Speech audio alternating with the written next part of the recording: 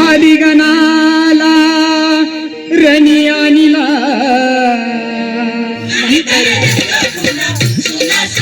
माझा स्वामी जगद्गुरु निरुवरचा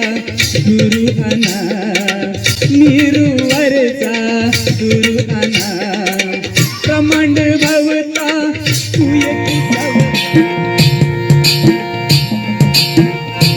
महाद्वारी बोली बोलतो देखा पिंगळा महाद्वारी पिंगळा महाद्वारी बोली बोलतो देखा पिंगळा महाद्वारी ऐक नाग बाई तू राम नाम घेई मानव देह आल्या जन्माला संसार केला महारामध्ये आला वासुदेव टाळ वाज झुन झुन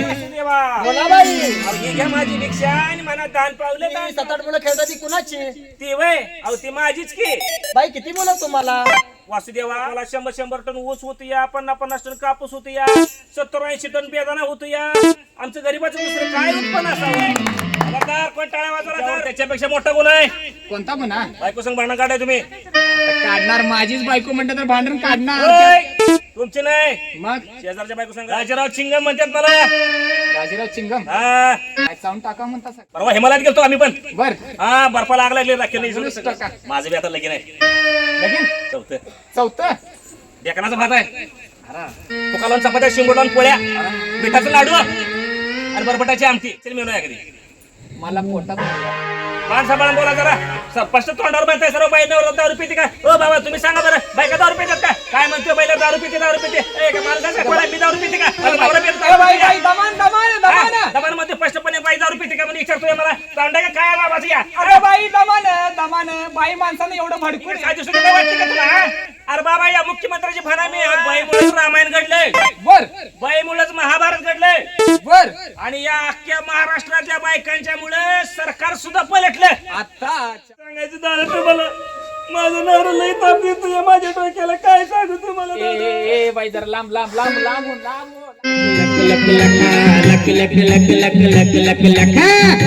बाजीराव नाना तुम्ही तुमडीवर बिहाना अरे बाजीराव नाना तुम्ही तुमडीवर बिहाना तुम्ही लग्नाला चला एक 500 मावळा गाठीलाय 5000 गणमांची खबर घ्यायची आहे महाराजांचा सांगावा आहे लग्नाला चला म्हणजे लढाईला चला बहिर्जी नाईक म्हणतात मला महाराजांचा सांगावा आहे लढायचा आहे तुटून पाडायचा आहे गणिमिकारांना लढायचा आहे हर हर महाराज त्या चिंगीचं जमलं होतं काय सांगतो होय मग आम्ही पळून जाऊन लगीन करणार होतो महाराज बर मला पळायला आलं नाही आणि ते दुसऱ्याचं दात धरून घेऊन पळून गेले महाराज काय करते रे गाप रडू नको दुसरी चिंगी ही तुझी पोटा पाण्याची व्यवस्था आहे नाही महाराज ही पोट्या पाण्याची व्यवस्था नाही पोटासाठी पाण्याची व्यवस्था आहे म्हणजे महाराज मी आंधळा माणूस कुठं लागेल तिथं बसतो हा जोडीदार दगड्या दगड्यावर पण दगडूशेठ नाव आपलं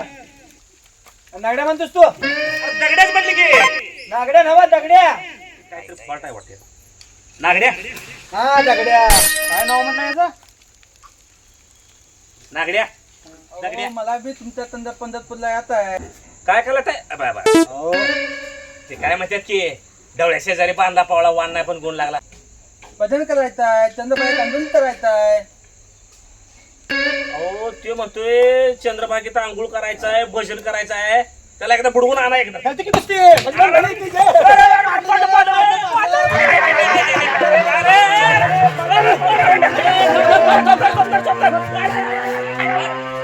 दादा दिसतोय दादा म्हणजे गरीबाचा सनी दिवस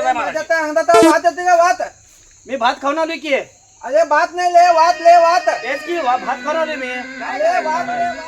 ही सगळी बोबडी पांगळी आंधळी अशीच आहेत आपल्याकडे काय करायचं अहो सांभाळून तर माझ्या डोसक्याला तापच आहे खरंच सुशिक्षित कोणाला म्हणायचं शिक्षण आणि संस्कार या दोन गोष्टीचा ज्याला ताळमेळ घालता आला त्याला सुशिक्षित म्हणावं यावर तुमचं काय मत आहे काय म्हणतोस समाधानाने राहू. अहो ते म्हणते त्याचं लगीन करायचं आहे तुमच्या नजर एखादी पोरगी असली तर बघा सगळीकडे फिरतायचं. असं म्हणताय हा पोरगी हाय एक. मला बाबाला टाकडं होय हा मी म्हटलं अनेक होते काय बघा ये बारी तुझ्या किंडा हे मुक्क भेटला मग केला आणि 3 पैसे शिक्क्याला. पोरग्याला शेती पाहिजे शेती हाय हाय हाय हाय हाय पण पोरगी शेतात येणार नाही. असं रे. किती झाड माहिती? काय मग क्या त्याला सरकार नोकरी आहे महाराज. त्याच्या हातात पैसे दिल्याशिवाय लोक पॉट पुढे टाकत नाहीत. युगानुयुग चांगली बायको मिळवायसाठी स्पर्धा चालूच आहे. अरे असू दे की कशाला म्हातारीची अडचण जाऊ दे की परत आश्रमात. अहो आताची पोरं 4 पुस्तकं शिकली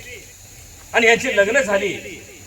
की ह्यांना आई वडिलांची अडचण वाटायला लागली. लाखो करोडो रुपये संपत्तीचा मालक वृद्धाश्रमाच्या भाकरी खातो. माणसाचं जगणं तर ऑनलाईन झालंच पण मरणं सुद्धा ऑनलाईन झालं.